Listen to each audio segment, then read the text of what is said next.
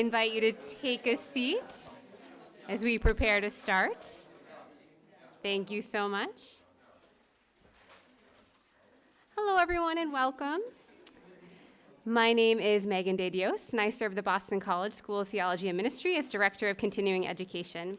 It is great to see all of you here for our second lecture in our Fall 2023 Continuing Education Lecture Series. Thank you so much for coming. It's so nice to be able to gather with you in person and with our online audience via live stream. As part of the school's mission, we offer an array of enrichment opportunities to foster Christian faith and promote lifelong learning. We do this with on-campus presentations like this one, as well as online courses, webinars, videos, and other resources for personal enrichment and professional development. Our next several STM Online Crossroads courses start on October 18th, including Effective Preaching, Preaching to Children. This course is ideal for leaders of liturgy of the word for children, as well as catechists, religious educators, or anyone else who works with children to nurture their faith. Another course is Unsung Scriptures. This is a new course that explores New Testament texts that are less often trodden in preaching, scripture studies, and reflections. And we use the text by the late Father Tom Stegman, Text Less Traveled. More information on these and all of our courses is available by visiting bc.edu/crossroads. Please don't miss your opportunity to enroll. Our fall calendar of our lectures is found on this flyer. You can also visit our website at bc.edu/stmreg. We have a number of upcoming lectures, and I'd like to briefly highlight the next two. Next Thursday, October 12th, STM's own Professor Hoffman Espino will join us for No Synodal Church Without Catechetical Reform. Please note, Father Espino's lecture is going to be held here. It was originally planned for the Heights Room, but it's going to be in here.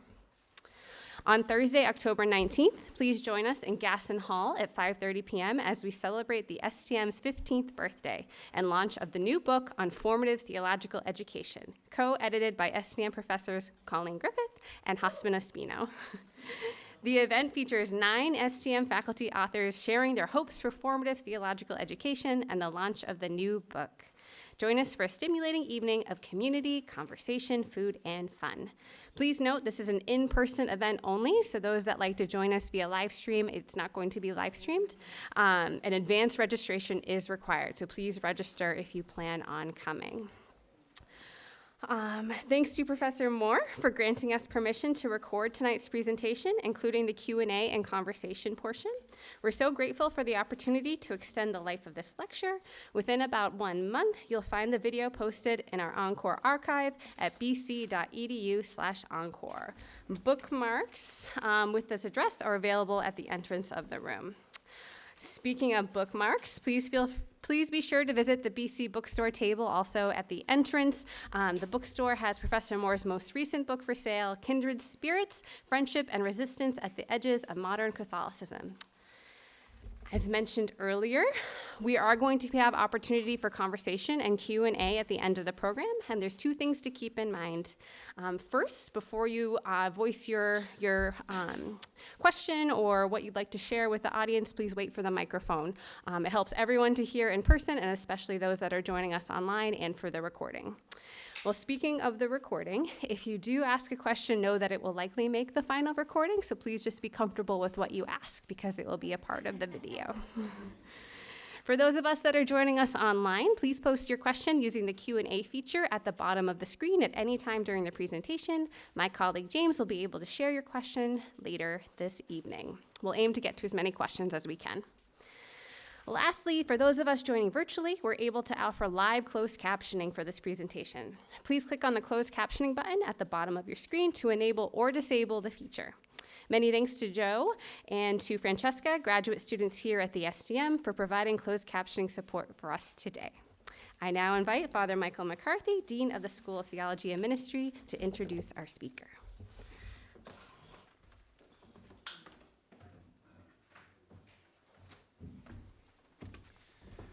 Good evening, everyone, and welcome to this presentation, Spiritual Friendship, Modern Catholic Reflections on a Universal Theme. I am delighted to introduce our speaker, who I am thrilled to have at the Boston College School of Theology and Ministry.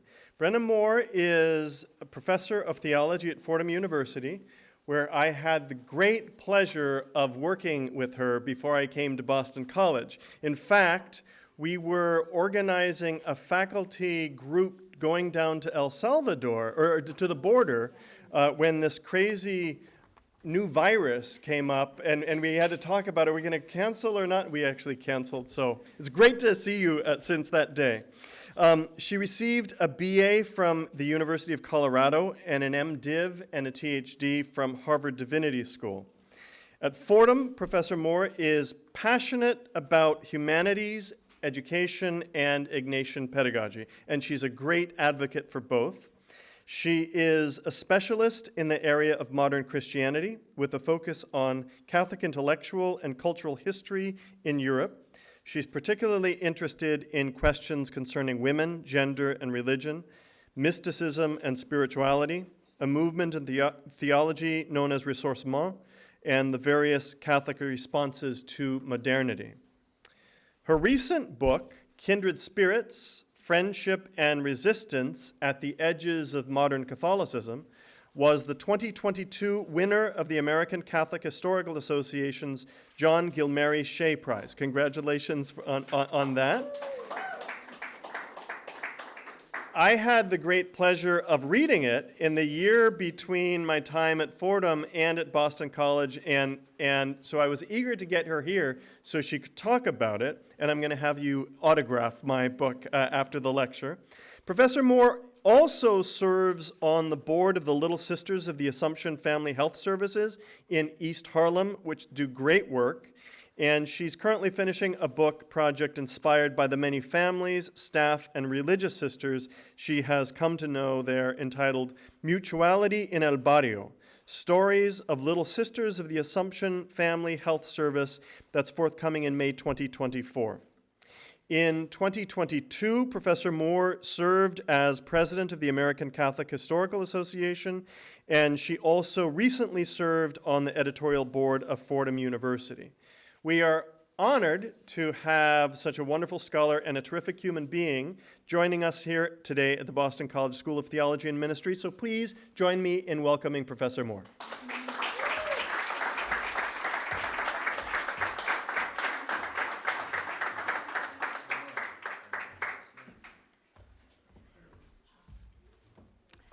Good evening, everybody. Thank you so much for joining, for coming out this evening on a beautiful, beautiful evening. And thank you to everybody tuning in from home. And thank you, Mick, for that lovely introduction. I want to thank especially Mick for this invitation. We miss Mick so much at Fordham. And I also really want to thank Kara and Megan for their expert help in making arrangements for this evening. And I have to say, it's just so great to be back in Boston. Which is a kind of, I'd say, an intellectual and even kind of a spiritual home for me. So I did my doctoral work at the Harvard Divinity School, but they're used to, I think there probably still is, open enrollments with the BTI.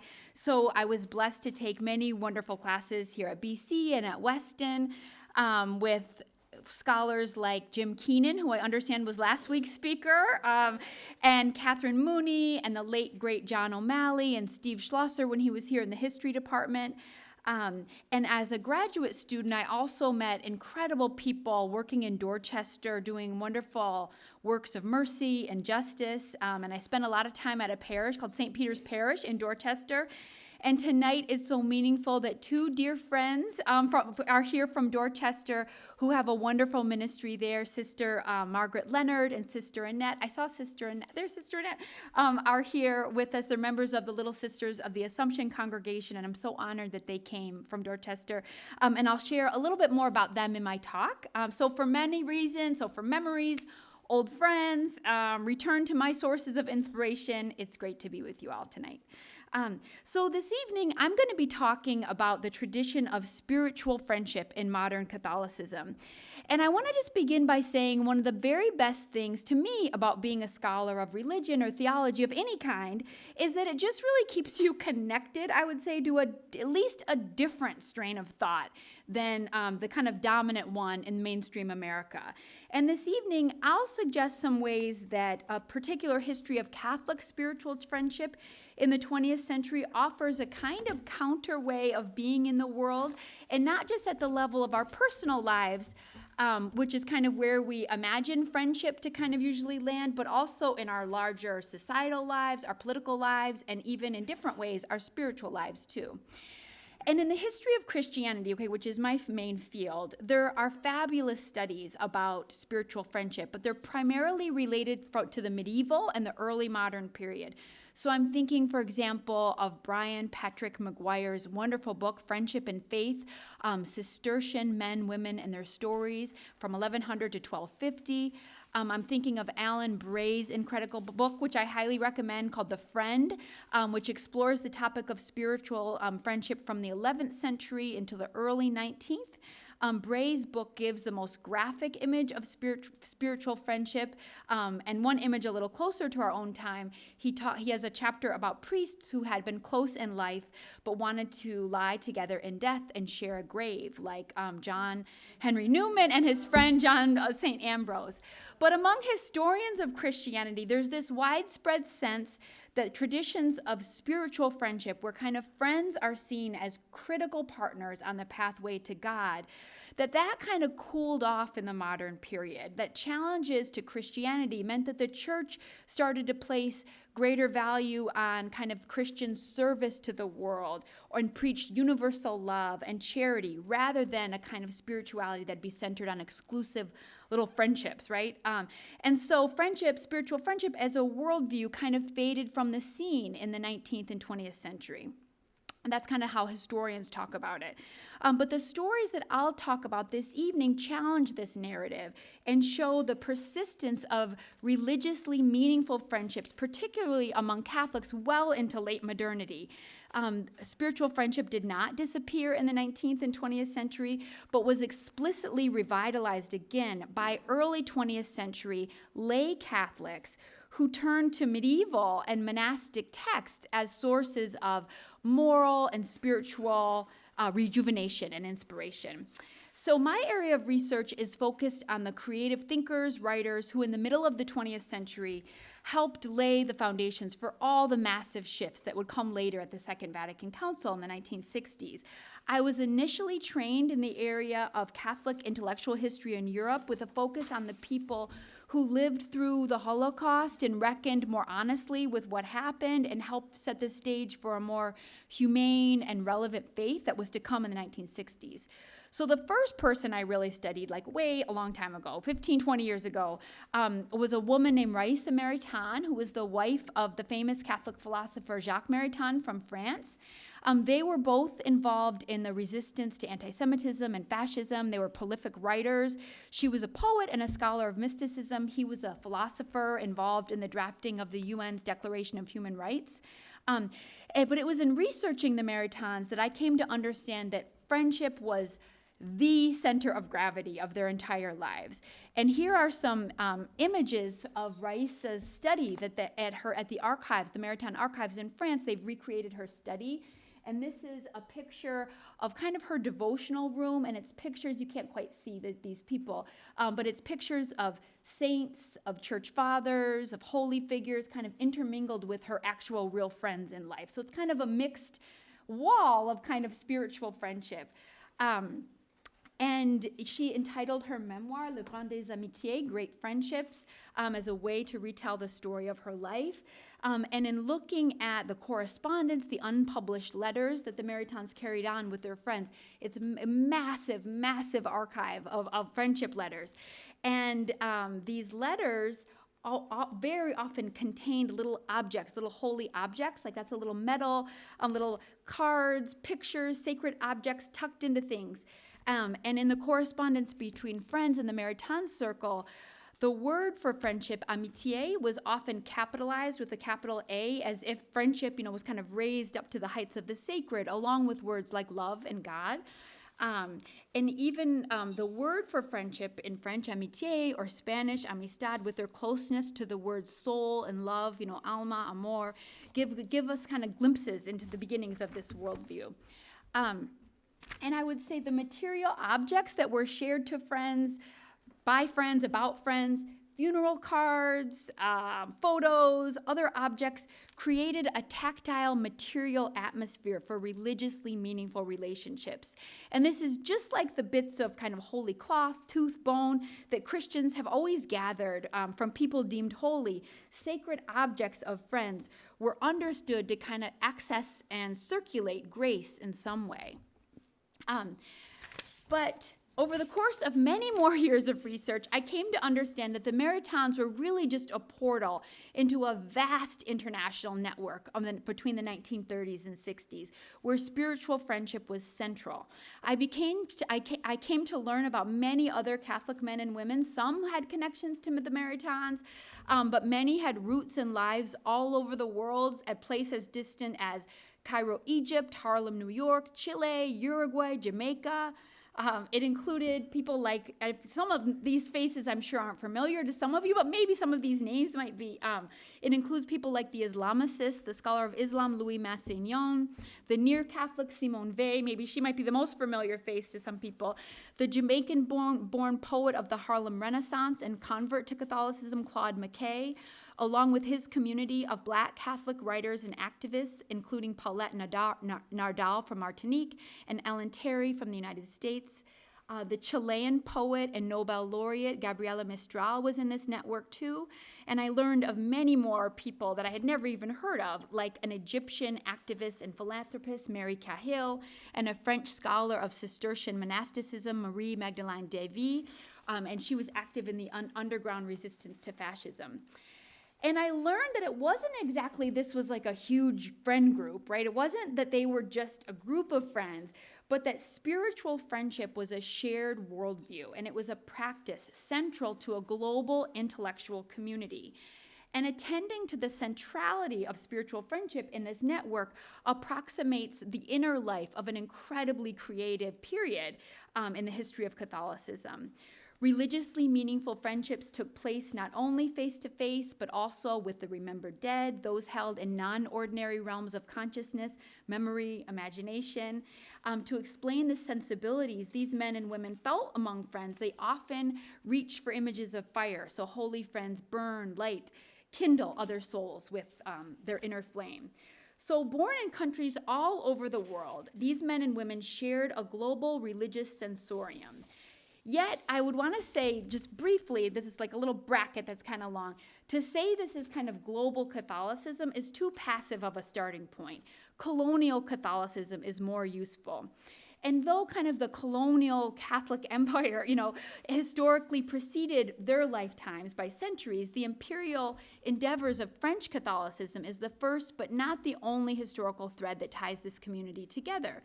There we go. We could consider the example, let's say, of so these people were from all different areas of the world, but many of them had some connection to Paris, went to a French-speaking school, traveled in Paris. There was some kind of Francophile Catholicism happening all over the world that they shared. So, for example, and like how this connects to spiritual friendship, just for example, is we could consider one example of an unlikely spiritual friendship between two people, a man and woman on the screen, Louis Massignon and the Syrian-born Egyptian activist from Cairo, Mary Cahill. Which one? Oh, it's, yes, her and him. Okay. Cahill, their friendship became the spiritual center of a decades-long collaboration to work for greater unity between Muslims and Catholics, okay? When Cahill grew up in Egypt and Lebanon, she went to elite French Catholic missionary schools there, and Louis Massignon grew up like in a totally different part of the world, in Paris. He was French Catholic. But just as Cahill was trained in French piety that came to the Arabic world through the colonial missions, Massignon in Paris, his religious imagination was inflected with the sounds and the languages of the Arabic world, all of which was made possible by French colonialism. So he began his career as an Islamicist and got his work started at an archaeological dig in Iraq. He was inspired by a man named Charles de Foucauld, a French-born Catholic hermit who lived in the Algerian desert, which was a country only accessible to the French because of the colonial invasion in Algeria in 1830. So French colonialism in the Arabic world laid the groundwork needed for Cahill and Massignon, people from totally different parts of the world, to kind of be both fluent in French and Arabic and share a worldview, and then to meet and suddenly feel a kind of sudden intense spiritual friendship that sprang from a shared religious imagination that was really all over the world. And when they met in 1932, they clicked so immediately and so powerfully that they made a vow to love and serve the Muslim world together. And here's just a glimpse of their correspondence. And this kind of correspondence is so common, and you'll see why I call it spiritual friendship. This is a letter that he wrote to her in 1935.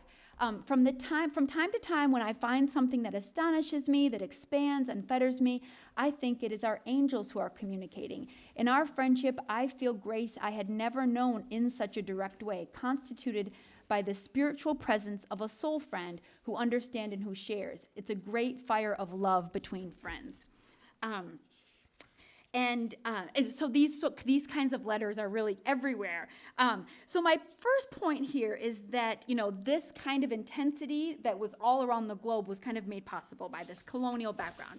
But that's just, one piece of the background. And the other thing I would say is that created a kind of shared kind of Francophile spirituality around the world. But many of these people met each other and became actual friends with each other because these men and women lived through what Carolyn Forche has called the 20th century, the century of extremity, warfare, genocide, pogroms, dictatorship, state violence, which created mass exiles and refugees all around the world. If the longer, older story of European colonialism gave native Arabic, French, Spanish, English speakers something of a shared religious imagination, the massive violence of the 20th century meant that many left their homelands for safer parts of the globe where displaced individuals came in contact with one another from 1920 to 1960. And all of the people in this network had some direct personal experience with these kind of traumas of the 20th century.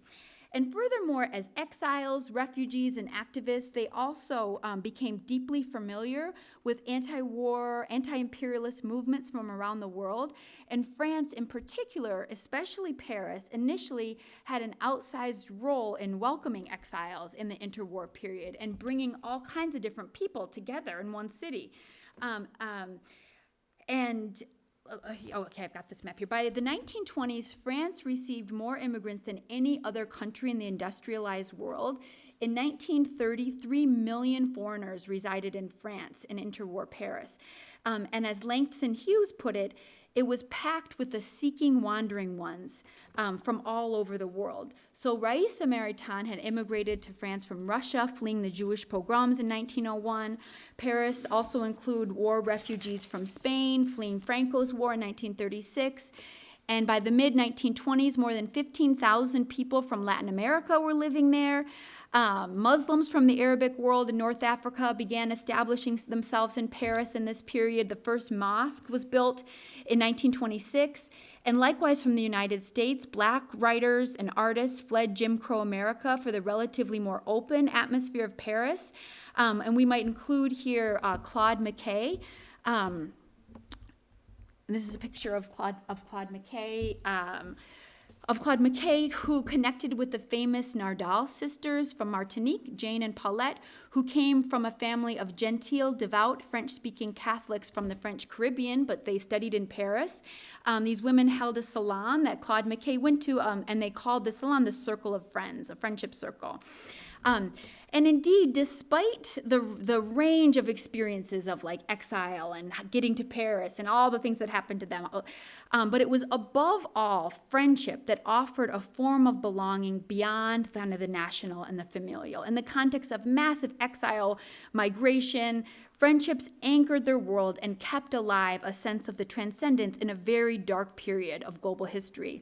So Gabriela Mistral, the Chilean poet, often wrote about her spiritual need to hear from her friends in exile. She says, always the best thing in my life comes from friends who are dispersed around the world.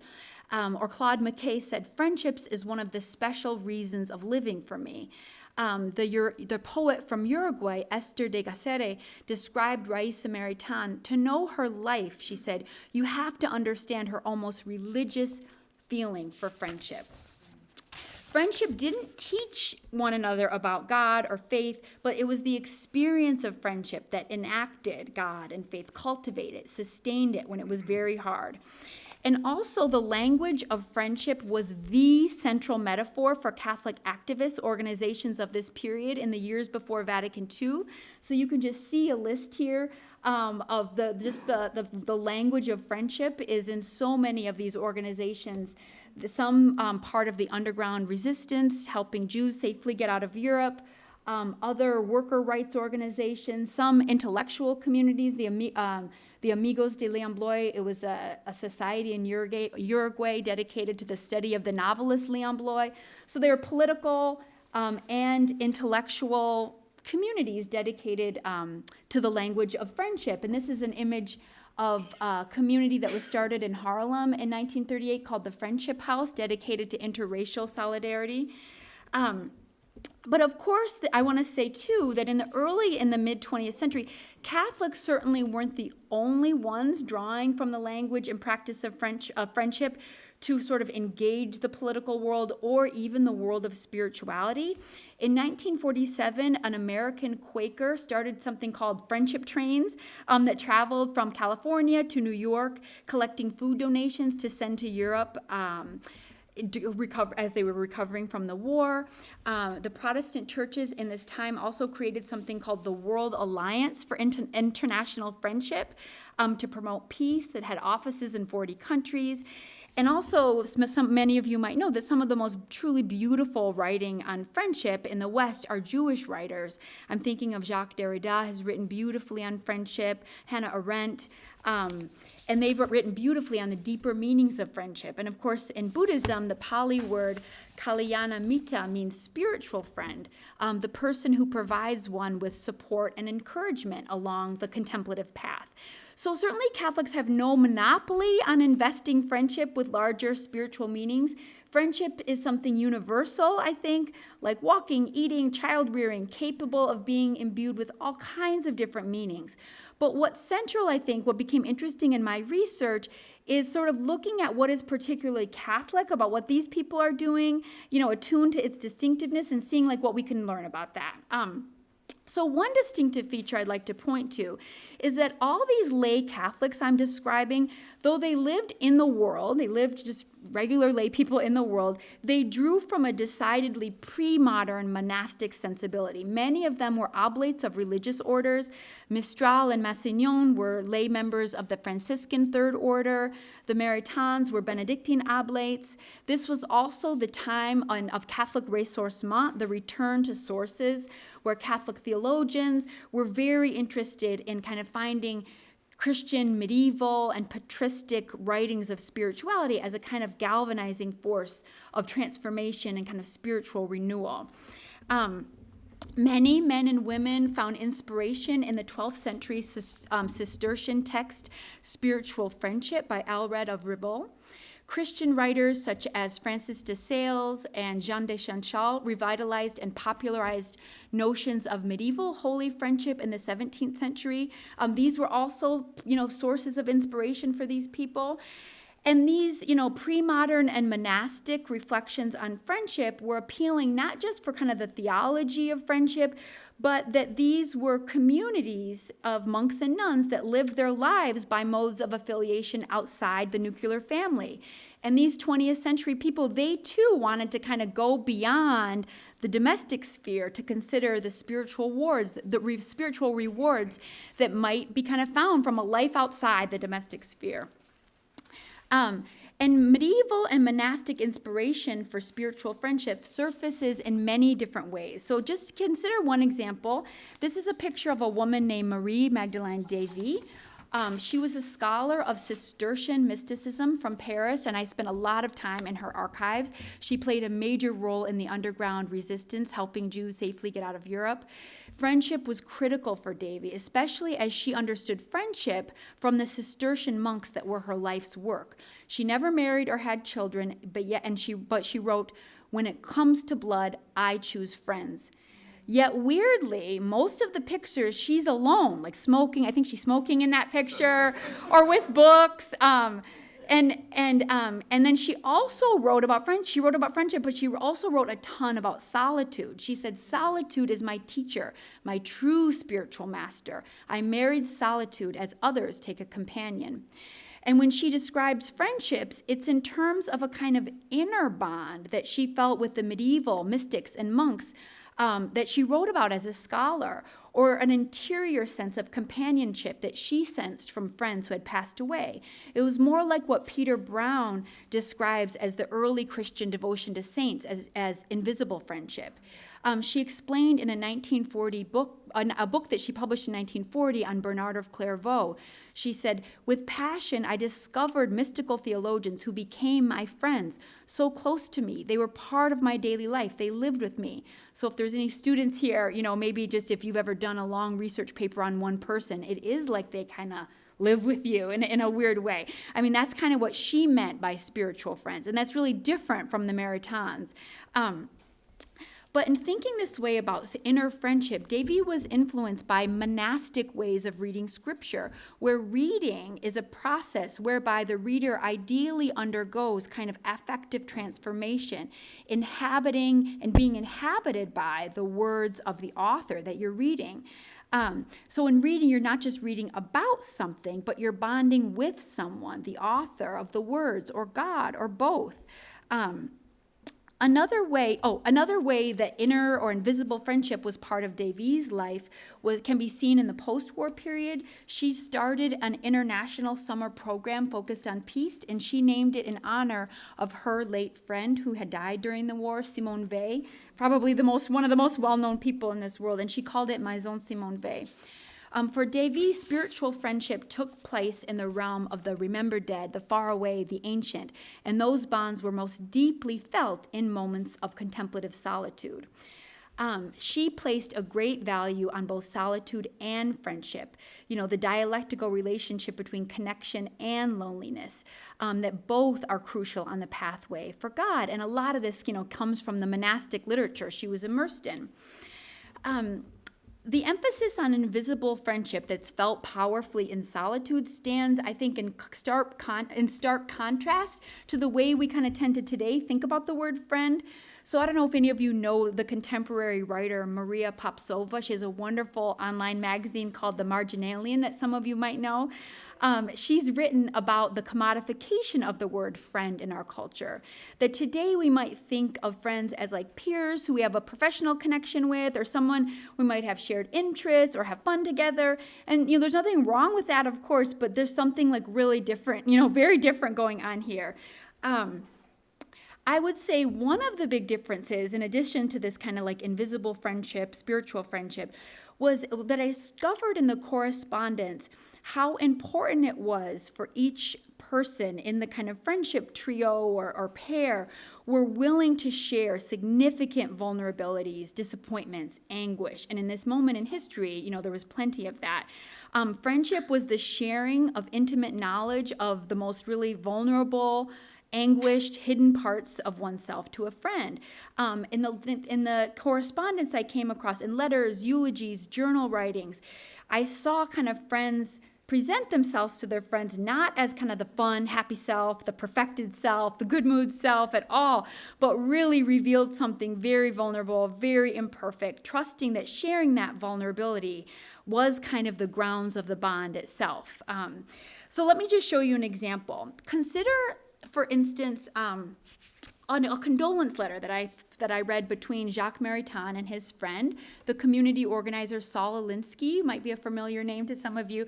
This was written in 1947 after Jacques heard about the fact that Alinsky's wife had died tragically in a drowning accident in Lake Michigan. And when Jacques learned of this event, this monstrous event, he expressed to Alinsky in a letter, "My heart is full of your distress and agony, and what is my love capable of? Unless suffering with you. Everything human is powerless in the face of such a tragedy.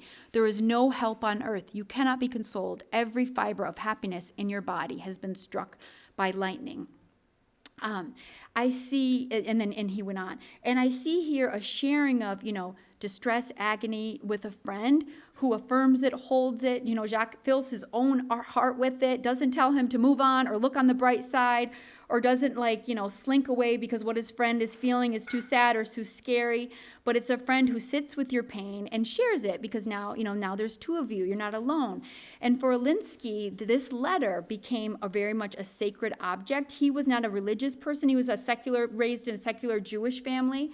But he said, "Jacques, dear, I wept over your letter. It has been placed in a special folder where I can always look at it. I want my children to know it." And he dedicated one of his books to Jacques Maritain, that rare person who not only professes Christianity, but whose heart is filled with it. To know Maritain is to know a richness and a spiritual experience that makes life even more glorious. I saw many letters like this, where friends were kind of releasing their broken, shattered, needy selves into the shelter of another person. And in fact, some of the distinctively, what I came to see as kind of Catholic practices of spiritual friendship included really marking anniversaries of things like deaths, tragedies, visiting gravestones together, the acknowledgement of loss together in the context of friendship, commemorating with friends the shadow side of life. This was the edifice out of which the bonds of friendship were built. For example, one of the last things the Black Catholic writer Ellen Terry and Claude McKay did, they were planning to go together to celebrate in 1948 the 10th anniversary of the death of the Black poet James Weldon Johnson. Though Johnson was not Catholic, he was a friend of both McKay and Terry, and a celebration like this, like the 10th anniversary of his death, it was an important cultural practice for African Americans of all faiths and Catholics of all races, something that was important to both of those cultures, marking the extraordinary lives of people who had passed in order to kind of reconnect with their spirit in some way and to console the living. These occasions illustrate a sensibility that was shared in this world, that the sacred is never just kind of found out there, like in general, in some universal way, but is experienced through specific lives, identified on specific distinct days in a calendar year, celebrated in particular places. Remembering the dead in concrete ways with friends forged a counter-narrative to secular American histories that for too long had taken a dim view of both Catholic and African American practices. So against the denial of a Black past or the assertion of a Catholic kind of warped dark age, or just kind of an in honor of in exchange for kind of an optimistic disposition to just move on, Terry's and McKay's planned commemoration of Johnson professed a really different narrative, a sensitivity to kind of the shadow side of life and its relationship to the sacred, all commemorated in the context of friendship. And I would say, let me just go back to this group picture quick, because this is my favorite picture. Okay, this honoring of the shadow sides of life, whether death or sickness or insecurity, really made a big difference in their creative, artistic lives too, especially for the women on here. I saw among many of the women's correspondence with spiritual friends a sharing of how hard it is to write and to get writing done and to publish, and how their creativity and their artistic output really depended on friends. I saw the truth of the famous Susan Griffith line, "Writing is solitary, but thinking is communal." Their thinking was communal, but also the communities of friends gave them the courage to write and inoculated them against self-doubt, scattered attention. Gabriela Mistral, the Chilean poet, said to one of her friends from Argentina, a writer, which I kind of read for myself too. I heard her speaking, "Give yourself some long stretches of peace in order to write. Don't let your life be infested by the social scene. Preserve your precious soul for your writing. Protect yourself with the force of courage. Don't delay, because a book like an angel can just pass between your hands if you don't hold on to it. And for her part, Raisa Maritain, like many women of this generation, tended to publish furtively, like anonymously, under initials, like really like holding back, right? And it wasn't until she was 48 years old, in 1931, did she publish her first sole-authored poem under her full name, like finally got herself out there. And it was a poem entitled The Crown of Thorns. It was a poem of grief written to a friend whose adult son had died suddenly. Somehow writing to a friend and for her friend released her from her tendency to kind of hide and downplay, and at last really put her art out there into the world. And in the 1950s, Raisa was shocked when she heard of a friend all the way in Uruguay who had given a course on her poetry. And she wrote her and said, your letter, the letter saying that there's a course in Uruguay, about Raisa Maritain, said, your letter moved me deeply. I've never believed that I really achieved anything like a work, but voila, my friendships make me a work. And friends beckoned one another to move past their insecurities by holding for them and freeing up, by holding kind of their insecurities for them and freeing up their creativity and confidence. Studying this world of Catholic friendship helped me see how they insisted that friendship was about kind of like companionship in the shadow side of life, grief, insecurity, anguish, that can kind of be freed up and make room for love, for creativity, for God, the good stuff. Indeed, it is hard in this community to see any domain of their life, spiritual, social, artistic, political lives, that is not entirely saturated with friendship. It was the current running through everything. But let me now shift gears and just look at this from another angle. So I have said that it was their influence by the monastic and the medieval sources of inspiration that kind of helped these Catholics imagine friendship having these deeper meanings, okay? But I want to talk about some more maybe unusual, like less inspiring ways that this kind of played out, okay? So just as the monastic communities rejected domestic arrangements of the nuclear heterosexual procreative family, these Catholics, for the most part, did that too. So almost all of them in some way rejected procreative nuclear family life, okay? So even Jacques and Raisa Maritain, they were married, but they took a vow of celibacy in their marriage, never had children, and their lives were totally centered on friendship. And when I first got to know these men and women, I found that like kind of inspiring and cool, especially all these women, they really found a love outside of the nuclear family and the domestic sphere. And it really was accepted, I think, even more then than it is now, for a woman to not marry and to have children, but no assumption that these lives were empty or missing something. They were very full lives. And I found this to be an inspiring history, but things got more complicated the deeper I dug. I found out that there actually were children, siblings, and parents in these networks whose lives I learned about with some shock. While most weren't married, some were, and some had children, but children were universally seen as a kind of threat or a rot, kind of encroaching from the outside to ruin the spiritual fervor of friendship, right? Massignon once confessed to a friend that being with his wife and 3 children felt like he was undergoing Chinese torture, his face getting eaten by a rat. Gabriela Mistral raised a child whom she claimed had been the son of a widowed half-brother who couldn't care for him.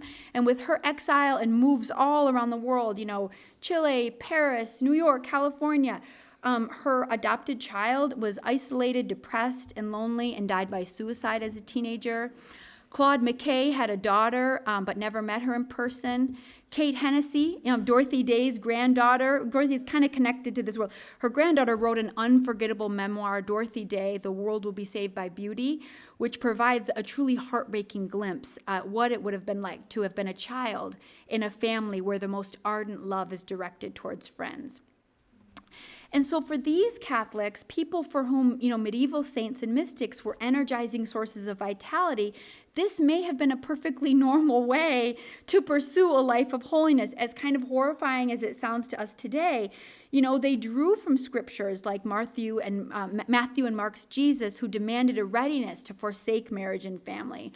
As Mary Dunn's wonderful book, The Cruelest of All Mothers, argues, the overwhelming tradition in the history of Christianity rejected marriage, reproductive sexuality, motherhood. In fact, when it comes to women, the vast majority of Christian sources, according to Dunn, recognize sanctity only of childless women, nuns, abbesses, and if they were mothers, it was their abandonment of their children for the convent, for instance, that was held up as a sign of their sanctity and willingness to sacrifice, very much providing rich material for hagiography. So these people kind of fit within that longer history of rejecting family for the higher spiritual ideals of other forms of volitional community. And today it reads to us, to me, as a darker undercurrent of this whole story, like real, these are real people. But kind of seeing this as part of a longer history, one thing that we see is that today's fixation in the church on kind of procreative heterosexual marriage as the only sanctified way of arranging kind of the private life of laity is actually kind of odd. There's so much that goes counter to that. The monastic inspiration for spiritual friendship also meant that there was a profoundly sensual and even erotic charge to these friendship bonds. But actual physical sex was pretty much largely unspoken, in the sources that I saw. I found lots of sensuality. You can even see glimpses in the letters that I showed. Lots of sensuality, but silence about sex. For example, one of the friends of the Maritans said that he wanted to grab them with his lion paws and devour them with his love. The writer Julian Green mourned that after Jacques Maritain died, he would never again blow kisses to him in the street and hold his hand. Mary Cahill and Louis Massignon were never a real couple in public. He was married to somebody else. But they renewed a vow that they made to one another in a chapel in Egypt every single year. Another of Massignon's friends said about Massignon, I love him to the point where I sometimes feel that my soul can no longer contain my affection for him. My heart hurts, my breathing stops, my throat is tied, my eyes, my whole body starts burning. So there was an emotional, physical sensuality to these friendships that were male and male, female and female, male and female. And indeed, it's hard not to ask, well, what's really going on, underneath all this excessive, ardent desire, among friends? Isn't it maybe kind of puritanical to call this just friendship when their attachments seem so erotic, so passionate, so sensual?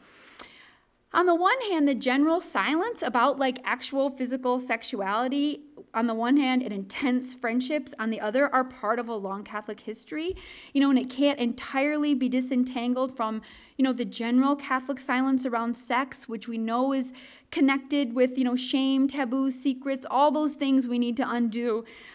But I would say in spending so much time with these people, I came to see that the relative privacy regarding their actual sex, like what they were actually doing sexually, didn't, I don't think, really necessarily always mean just repression or shame or taboo or self-loathing. As if to say, while they were talking about friendship, no one really just wanted friendship, right? The people in this, I don't really think that that's what was going on. The people were lay people. Their sexual lives did and could remain really private. And when it came to their published writings, women and the people of color especially were very reluctant to disclose, their sex lives publicly. And they were always annoyed when white male reviewers tried to hunt for biographical clues about their sex lives in their works. Claude McKay called black sexuality a weird obsession for white people. Maybe they need to see a psychologist about it, he wrote in his 1937 autobiography.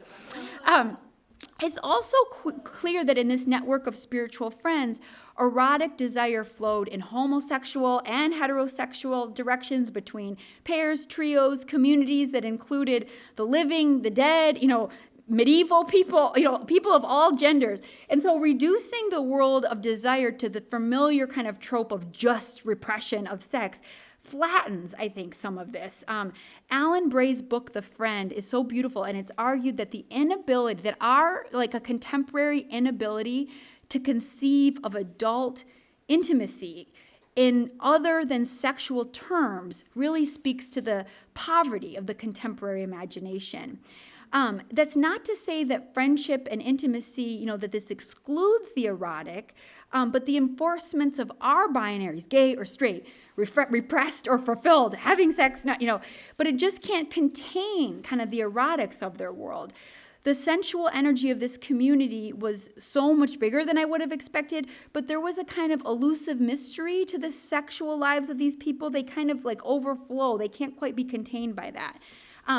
This world helped me understand the insights of the theologian Marcella Althus Reed, who says there might be more to sexuality than just sex.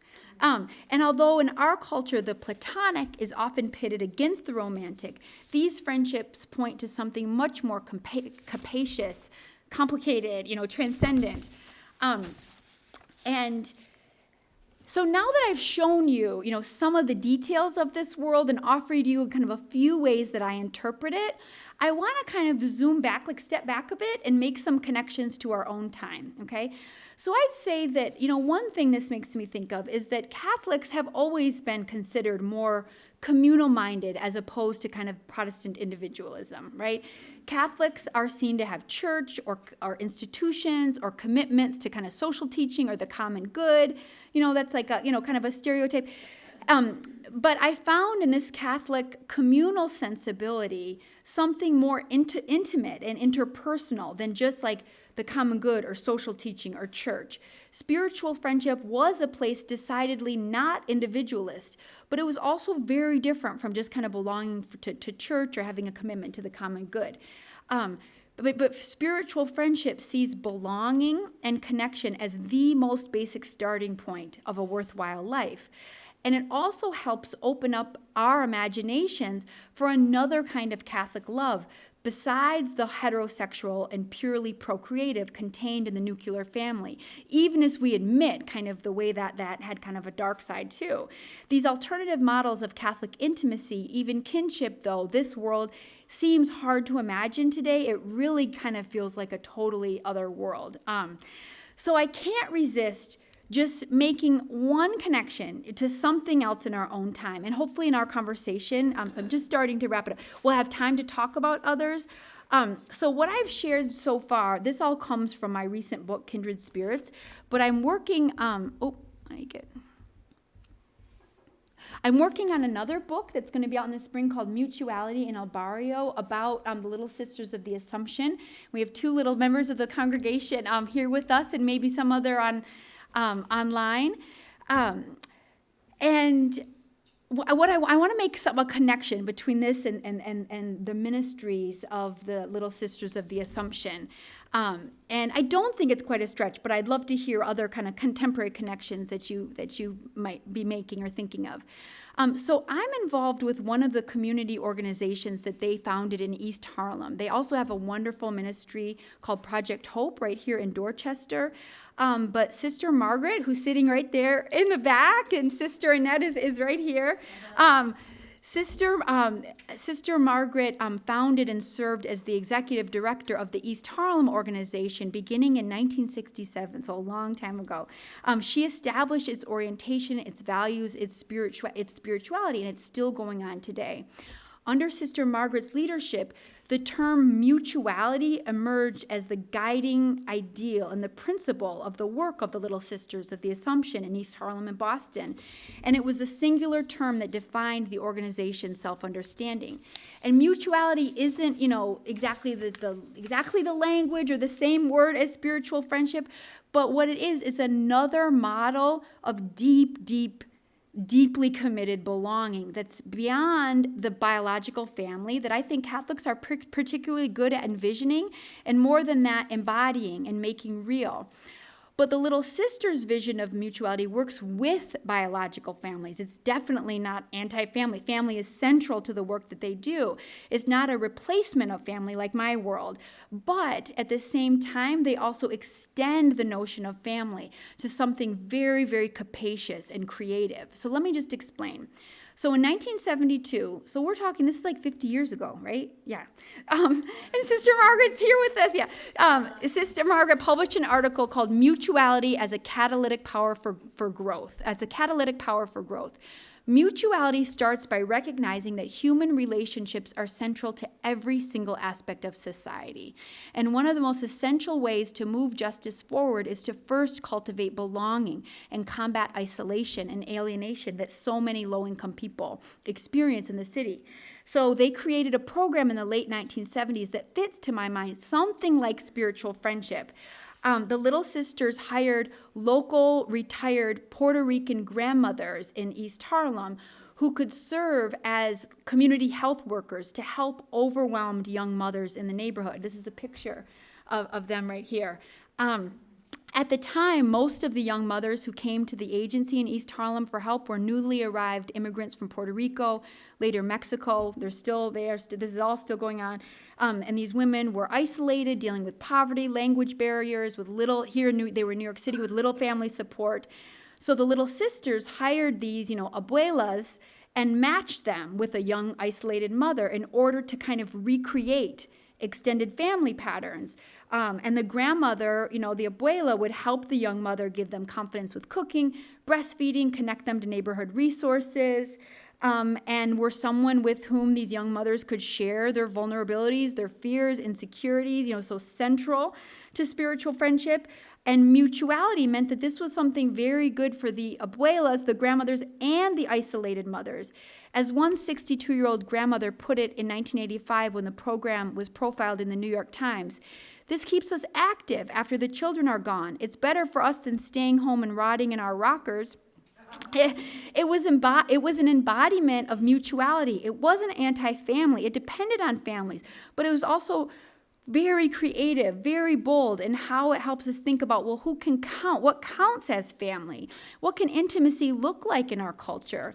Like spiritual friendship, this mutuality is a creative way of imagining adult intimacy and love in terms that were not sexual, and an intimacy that has significance well beyond the private sphere with a kind of chosen extended family.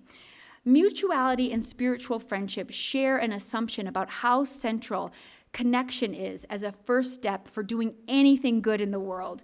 As Sister Margaret wrote in 1972, "Nowhere in this universe does life exist isolated and alienated. Within our own lives and the lives of those with whom we interact, however, we too frequently see forces of isolation and alienation. Alone and alienated, we can do so little, but together we can do so much. Together we can be whole. The answers to today's questions lie in our mutual search and struggle. Only together can we have a greater life, create more hope, more peace, more goodness." In conclusion, the vision of mutuality and spiritual friendship open up our imaginations for other models of Catholic love, beyond the nuclear family or the purely procreative, or thinking of adult intimacy only in terms of sexuality. But it also not just critiques widespread American ideals like rugged individualism or other widespread pernicious assumptions like we're all better off alone, sealed off, or keeping our vulnerabilities or insecurities hidden, projecting our best selves all the time. These ideas don't just critique that, but they actually enact a living, breathing alternative. These people all really try to live this out. It's a chosen closeness, an expanded other understanding of human belonging and intimacy. It's an alternative archive of Catholic love. A recitation of spiritual friendships provides inspiration to those of us who dare to imagine the possibilities that might emerge from a larger, more expansive sense of the bonds of affection that make us whole. Thank you. And I understand that these end with questions, so I'll leave this question on the screen. Yeah, Heather. Hi, thank you very much. I have a quick comment and a question. So many of us may be familiar with the Surgeon General. That's the person who originally said smoking is bad. Well, the current Surgeon General just published a book on loneliness and the public health problems with loneliness. And so this book, I think, speaks beautifully to that. So thank you. And the next book does too. And my question is, to what extent you've thought about, or what can you say about how writing is involved because I've had a pen pal, and things happen differently in a pen pal friendship, I think, than they do in friendships that are in proximity. And I'm curious about that. Yeah, thank you. Yeah, part of, one of the reasons that we even have access to this world is because so much of it happened through letters that are held in archives. And, I think that the reason that there were so many letters is because people were scattered around and had to leave suddenly and so forth. So it is kind of remarkable that these were sustained in correspondence. And I just have a sense that certainly mattered, that every, word was important, and then getting the letter, and tucking in, like, I just want to show you, oops. This is actually a letter that Dorothy Day wrote to Claude McKay, and I just, and this is a picture of Gabriela Mistral, and so they tucked all these, kind of holy cards and things in the letters, and so that, gave it a kind of sacred materiality in a way that if you were just next door neighbors or living in the apartment above, I don't think it would have had that specialness. So I think that is really central. And I haven't read the book from the Surgeon General, but I've heard of it, and I think this is so connected, I think, to that. Yeah. Just a follow-up to that, Mary. Oh.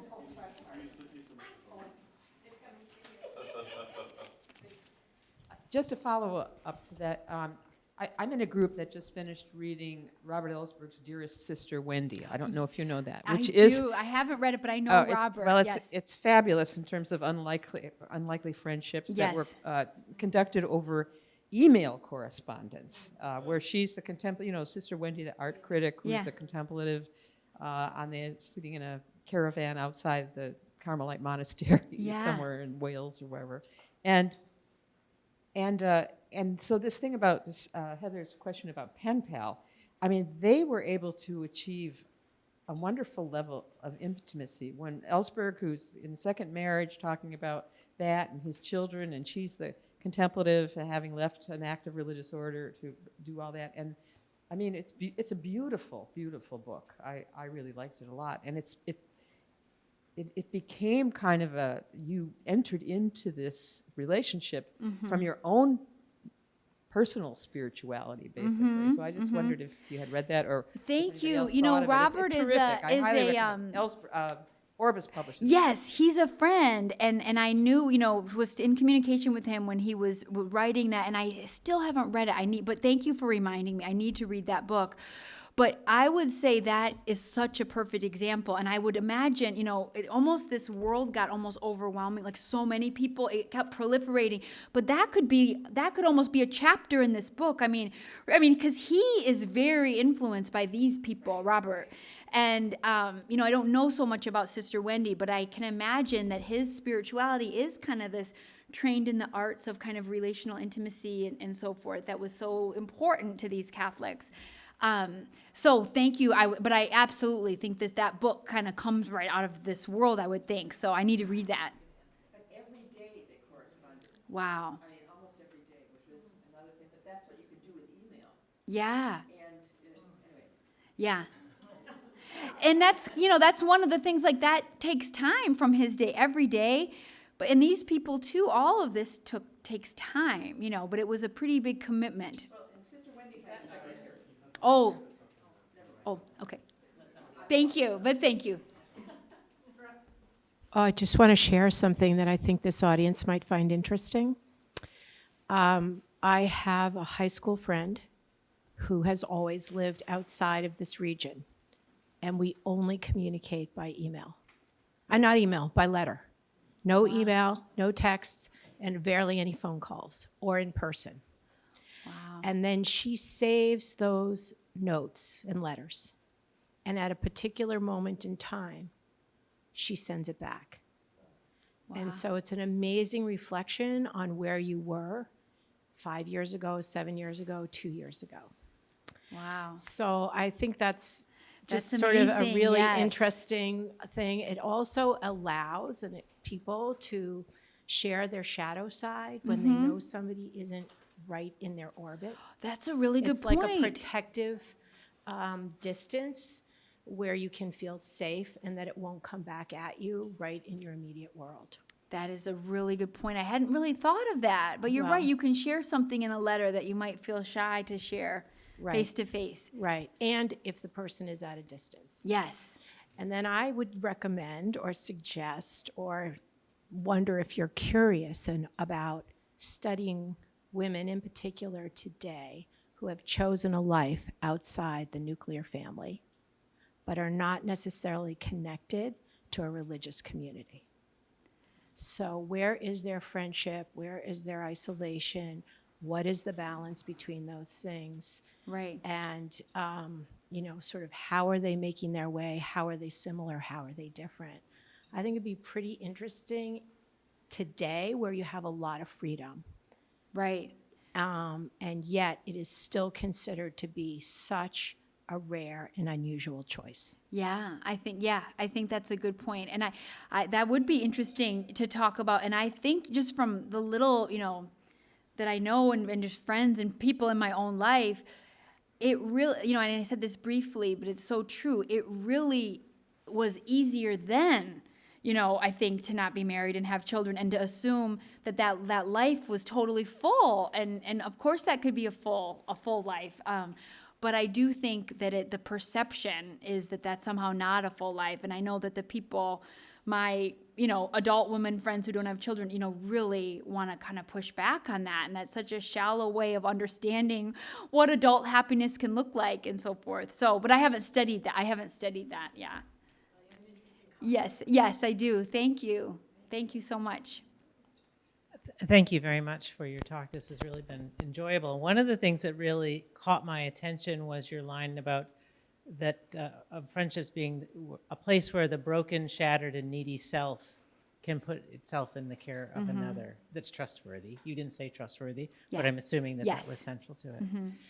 So thank you for that. The other thing that I was thinking about was something you said that I noticed early on, that many of the characters that you're looking to are people who are involved in resistance. And it occurred to me the essentialness of friendship to sustain a life that's challenging, and how important it would be to have companions along the way for that. And there may or may not be family members who can do that for you or with you or are interested in it, or other colleagues or whatever, but friends or people that you need to have in order to sustain a life of a challenging path. Yeah, thank you so much for that. That is such a good point.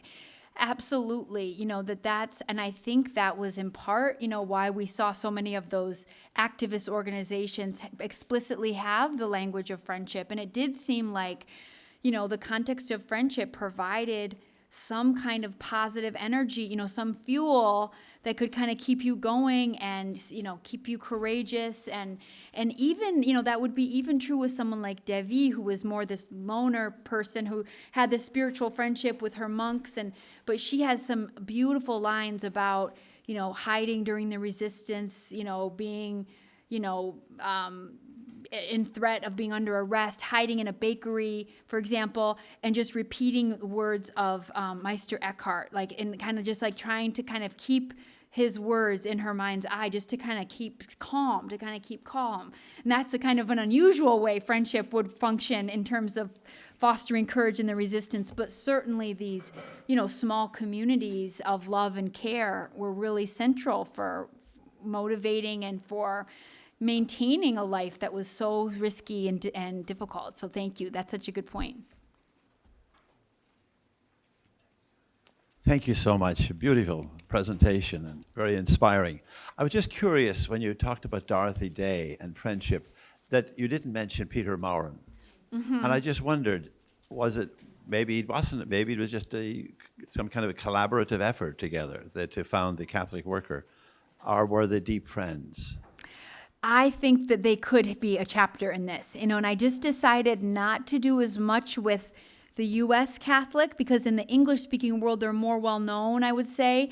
And I was kind of interested in this kind of Francophone world of people just in other parts of the world, but I absolutely think that they would count as a spiritual friendship. And I would think, it would be interesting to compare that world to this, to see what might have been different. One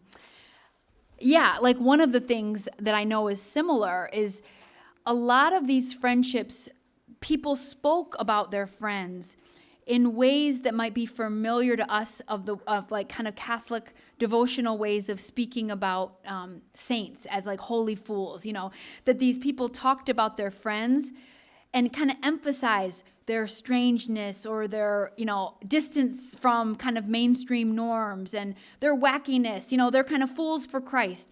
And Dorothy Day used to always talk about Peter Morin's like refusal to wear matching clothes, shower, look normal, in a way that was a way of kind of emphasizing, hey, I'm not talking about just some mainstream normal, some normcore thing here. I'm talking about, something very unusual and special and, close to the sacred. So I know that's something that just came to mind, but they could be part of this for sure.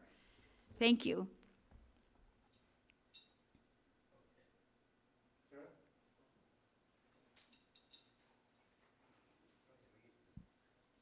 We have a couple questions here from the online audience. Okay. Someone says, I have done some work on theologies of vocation and the single life as a vocation to friendship. I was fascinated by your mention of the friends who took annual vows of friendship with one another, regardless of the fact that one of the friends was married to someone else. Have you come across any other examples of rituals or prayers, sacramentals, liturgies, etc., public, ecclesial, or private, that people have used to mark and celebrate their spiritual friendships? Thank you for that great question. Alan Bray's book, The Friend, I highly recommend it. He really unearths this history of kind of these friendship liturgies that took place in late medieval and early modern parts of England and other parts of Europe, vows. And so that book is about that. And these people, that was one particular couple that did that. And as far as I know from this community, that was kind of unusual. But things like the Maritons had a chapel in their house. They somehow got permission to have a chapel in their house.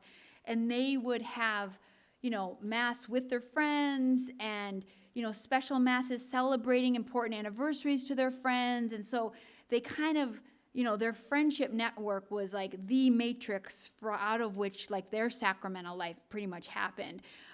So I would think of that, but I can't think of other rituals or vows other than Massignon and Mary Cahill in this. But read Alan Bray's book, The Friend, because it's about that. But thank you for that question. Great, thank you. Another one we have here is, where on the spectrum do you consider the bonds that develop in spiritual direction between director and directee? Can you repeat that? I just couldn't quite hear the middle. So it's essentially, how do you think of the relationship between director and directee in spiritual direction as spiritual friendship? Yeah, thank you for that question. There are some great books like Jody Billenkoff. I don't know if any of you know, she's a historian of Christian spirituality. She has a wonderful book about confessors and female saints in the medieval period, and it is similar to this. It's kind of about the spiritual bonds between these kind of female holy figures and their confessors, and the ways in which they would get kind of grace from one another and so forth. And so and that's it, but it's in the medieval period. But I would say that would be an interesting kind of alternative chapter to this story. There's so much you could say. But at least in the people that I studied, I felt like it was important that they didn't have any kind of unequal relationship. There wasn't anyone who was kind of more in charge than the other. In fact, even someone like Jacques Maritain, who's probably one of the most famous in this world, he was such a gifted friend and seen as so gifted spiritually that everyone wanted him to be like a spiritual confessor, would come to him. He and Raisa were the godmother or godfather to something like 78 different adult people. So they were kind of in charge of a lot of people's spiritual lives, but reading his correspondence, he was just as needy, not maybe of 78 people, but of, where he would, beg his friends, did you like the book that I read? Are you sure you liked it? And oh, you have no idea how much your letter meant to me. So there was a kind of exchange quality between, Jacques and this like massive network of spiritual friends. But I think that would be a really neat book in the modern period, looking at spiritual direction and directees and like looking at correspondence and writings about that and what that would look like. I think that would be, I don't know of any book like that. That would be an awesome project. Thank you. I'd like your your introduction to some people who had a complete life outside of marriage. Of course, I'm reading a book now by a lesbian. It's called The Still Life by Sarah Winman, and it's about a man who raises a child that's not even his own. And she herself had no desire whatsoever, the author, of having children. And I think there's a complete happy life for every person in this world, whoever they love or however they want to live. But if people are interested in this idea of connection, Harvard is having a symposium next week on Thursday and Friday, and the Surgeon General is giving the keynote speech on connectivity and this idea of loneliness and what social activists can do in their communities to foster more connection, because there are no bowling leagues anymore. There are no, the church attendance is so far down compared to what it was. And, we all need more friends and better quality relationships and all that. So it's sold out, but you can get for free online participation and go to whatever you want of it. But I probably wouldn't have bought your book if it just said, I would buy your book if it just said spiritual friendship, but the fact that it said modern Catholic reflections on a, what is it, on a what theme? What did I say? Universal theme? On a universal theme. I just don't know why you would limit this. This is such an interesting topic, and I don't know why you would limit it to Catholics. Right. I'm sorry. I don't Yes. mean, I just like, what the heck? Yeah. Why not? You did mention some Muslims, some Jews, Yes. and, what, I don't know, like maybe you're just, this is your little area of expertise, so you limit it to that. But, I think write another one about it. Yes, I appreciate. Thank you for those comments. That's funny. I just a quick thing. Thank you for the notice about the Harvard conference. I mean, the Surgeon General has been so smart. I have two teenagers, a preteen and a teen, and he's been so good about social media, and how it makes you feel connected. But precisely because it is a presentation of your best self, your most confident self, it kind of undermines real friendship, because as I've seen here, it's about sharing your vulnerable self, your needy self, and it's almost the opposite, and he's been so good about like, all right, we went crazy with social media, now it's the time to do what we did for like the automobile. It's not like let's go back to horse and buggy, like let's not go back pre-social media, but let's do what we did to the automobile industry when we realized how dangerous it was. Let's get seat belts, airbags, guardrails, And so similar with social media, we have to make it safer. But I think one of these things about like it being, it's an obstacle to the presentation of vulnerability and sharing, which is the foundation of true relationship. So thank you so much. I'll check that out. And then finally, that was funny about your, why would you make this so Catholic?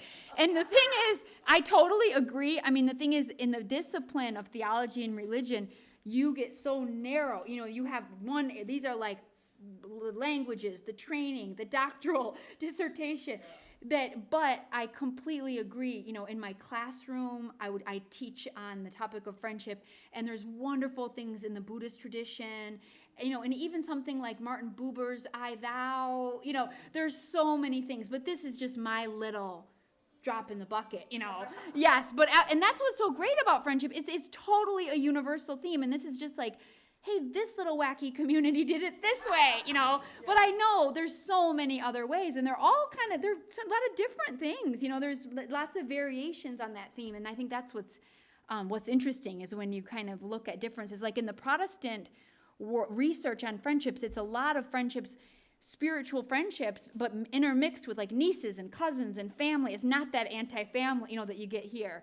So thinking about the distinctiveness of these different communities, I think is interesting. So I totally agree, but yes, for my research, this is my world, but I totally hear you. Okay, we have one more from the online audience. So this person is reacting to kind of the shadow side of this that you referred to earlier, Okay. and says, I find these projects on philia often set philia almost in competition with other forms of love or obligation. I find it hard to believe, though, that our only options are deep friendships or healthy family lives. Do you think that it's possible to hold both successfully? What would have helped these figures hold both well? Thank you. Hold both as in spiritual friendship and sexuality? Or at least healthy family lives. Healthy family, yes. Let me just think about that for a quick second. What kind of prevented them from holding that together? Was that the question?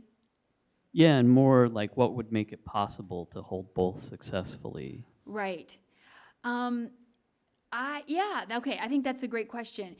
I think there's nothing about this that would have to be so anti-child and anti-family, I don't think. I mean, I think that they were just, also kind of bohemian artists, and it is like the drudgery of domestic life. Like none of them were interested in that, but I will just say those of us, many of us who are pulled in the vortex of domestic life, family, washing dishes, pediatric appointments, all that. I mean, it does make it hard to have a life quite as abundantly rich as these people in terms of multiple books and intense spiritual friendships. So sometimes I think maybe what we would do is if we had, family lives that we were committed to, you probably wouldn't be able to do quite as much, as they did, maybe have as many spiritual friendships or as many books or art.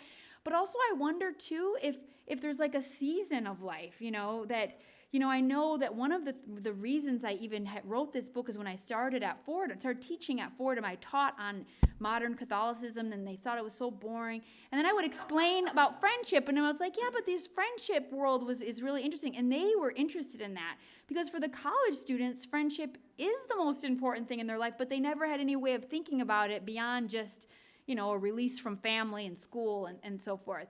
And so I wonder if there's kind of seasons that are kind of friendship intensive, and then you've got a season, this family intensive, and that's going to be a season too. As much as I'm so invested in my family right now, it's a season too of the child rearing. So I kind of just personally think about it, like that. But I do think, this was a life where they, and they didn't have like what we have, how we care about food and foodie. They didn't care about any of that. You never hear about them like making their home nice and their, it was just a life, kind of Catholic worker, exactly that. Think of those aesthetics. Yes, yes, exactly. Yeah. So thank you. Anyway, I'm not sure how coherent that was. That was just off the top of my head, but thank you for that good question. Okay, one last question. Thank you so much. My question, I kind of gained some language from your last or two answers ago about kind of the training and the language that you have to learn around these sorts of research processes. So as you were talking, one of the grammars that was coming up for me was that all of this sounded so very queer. And so my question is, does that seem to fit for you? Is that anachronistic? So that really makes sense to me. That term didn't come up in your presentation, so I wonder what your thoughts on that, whether that term fits or if it's off the mark or anything like that. No, I think it is on the mark. And in fact, when, years ago, maybe 8 years ago, I was teaching some things on spiritual friendship, and my students picked up on the queer vibe, and they said, oh, you've got to give a talk at the Ignatian Q, which is kind of queer Ignatian spirituality and activism on campus. And so they kind of helped me kind of pull that out, and I talk a bit more about that in the book, but some of these people were explicitly, queer. Gabriela Mistral, she didn't talk very openly about it. And I think it's different than the worldview of spiritual friendship, but she had a female lover. And she didn't say much about that. And, so some of these people were what we would today talk about as queer, but there was absolutely like a queer vibe, to this whole thing. And one of the reasons that I pick a male-female friendship is because in some of my case studies is because it was so queer that it almost makes people think, well, then I know what that is. That's it. And put that in the queer box. But it wasn't. It was that and so much more too. So much, heterosexual and homosexual. It just made me think that, it was just an erotically complicated, full, rich space that they lived in, I would say, but definitely included, what we would consider as kind of queer feelings and sensitivities and vibes and feelings, and also in some cases practices, but I kind of decided in the book I didn't want to get into too much about like who was having sex with who. It was almost in a way they're private, they were private about it at the time. And just to kind of I'm interested in a little bit of a different dimension of their lives. But I would say, I think I in the book say like there was a queer energy, to this whole thing. Yeah, thank you so much. Well, please join me in thanking Dr. Moore. Thank you.